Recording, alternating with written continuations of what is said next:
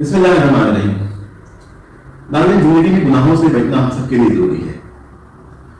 10 قسم کے گناہ ایسے ہیں جن پر 10 قسم کے شدید عذاب ہوں گے۔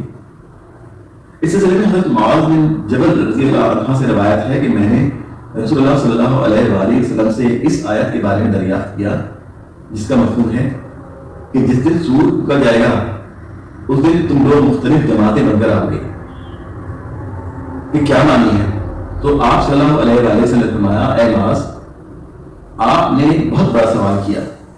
پھر آپ صلی اللہ علیہ وسلم رونے لگے اور پھر ارشاد فرمایا، 10 قسم کے لوگ میری امت سے قیامت کے دن اس طرح اٹھا جائیں گے کہ ان کی شکلیں تبدیل ہوں گی۔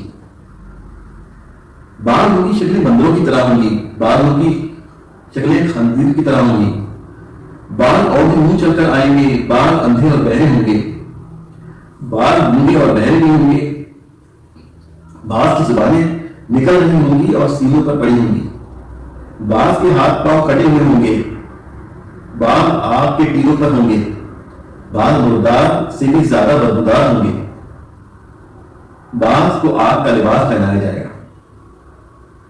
پھر رسول اللہ صلی اللہ علیہ وسلم تصویر بتاتے ہوئے ارشاد فرمایا، وہ لوگ جو بندر کی شکل میں ہوں گے وہ یہ ہوں گے جو دنیا میں لوگوں کی جبتخوری کیا کرتے تھے۔ دوسری قسم خنزیر کی شکلوں والے وہ ہوں گے جو دنیا میں حرام کھاتے رہے ہوں گے۔ تیسری قسم وہ ہے جو اوندھے منہ جل کر آ رہے ہوں گے، یہ وہ لوگ ہیں جو دنیا میں سود کھایا کرتے تھے۔ چوتھی قسم وہ ان لوگوں کی ہوگی جو اندھے اٹھائے جائیں گے، یہ وہ لوگ ہیں جو دنیا میں ظلم کیا کرتے تھے۔ پانچویں قسم ان لوگوں کی ہے جو گونگے اور بہرے اٹھائے جائیں گے، یہ لوگ ہوں گے جو اپنے اعمال پر اتراتے ہوں گے، یعنی اپنے اعمال پر فخر کیا کرتے تھے۔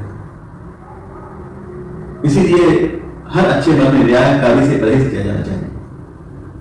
چھٹی قسم ان لوگوں کی ہے جن کی زبانیں باہر نکلی ہوں گی، وہ علماء اور وہ واعظین ہوں گے جن کے قول و عمل میں تضاد ہوگا۔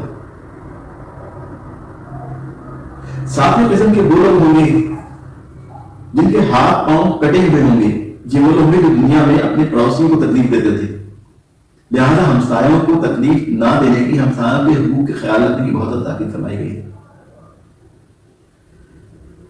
آٹھویں قسم کے وہ لوگ ہوں گے جو آگ کے تیروں پر ہوں گے، یہ وہ لوگ ہیں جو دنیا میں لوگوں کی شکایات حکمرانوں کے پاس لے جایا کرتے تھے اور ان کو ان سے اذیت دلوایا کرتے تھے۔ اپنے تعلقات کی بنیاد پر دوسرے کو کسی سے اذیت دلوانے کا انجام بھی یہی ہوگا۔ اوپر سے نیچے تک آگ میں گرا ہوا ہوگا ایسا شخص۔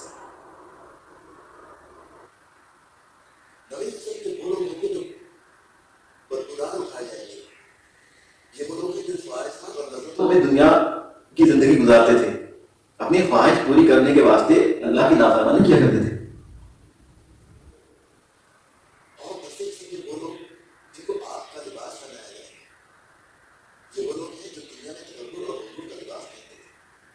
دکھایا کرتے تھے۔ اللہ تعالیٰ ہمیں تمام گناہوں سے محفوظ رکھے۔